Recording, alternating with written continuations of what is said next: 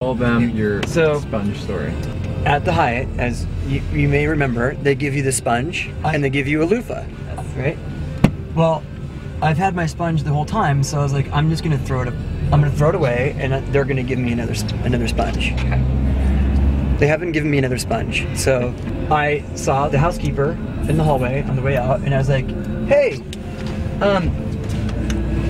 can I get a sponge?" And she's like, "Spracken, spracken, spracken," whatever she's saying, right? Sparkle, sparkle. Sparkle, sparkle. And she pulls out like soap, because I was like, "Sponge," you know? And she's like, pulls up the soap, and I go, "No, not that." So she goes back in and she pulls out the same thing, and she's like, "This." And now she's got two in her hands, and I'm like, "No, sponge. The sponge, you know, squish it, clean yourself, the sponge."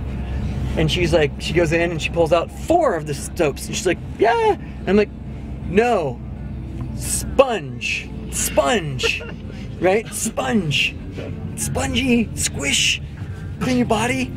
And so she pulls out 8 of them, and I'm like, "No." So I pull my phone out, and I go to the translator, and I find out the word for sponge in German is Schwarm.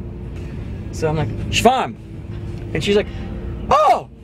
And she just unleashes in German, like now all of a sudden I know how to speak German. Obviously, I don't speak German, but the second I said Schwarm, it's as if she was like, "Oh, you got it now." She thought like, "Oh, he picked up his phone and downloaded German to his brain, so now I can talk to him in German." Yeah. And then as I was like, "Okay, thank you," she gets on the phone, and I could hear her saying Schwarm, and she's talking on the phone, and I think they're like ordering me sponges. I don't know what's going on. You have like a box of sponges and a room charge. And yeah, they're gonna charge me €400 for a box of sponges and 75 bottles of soap.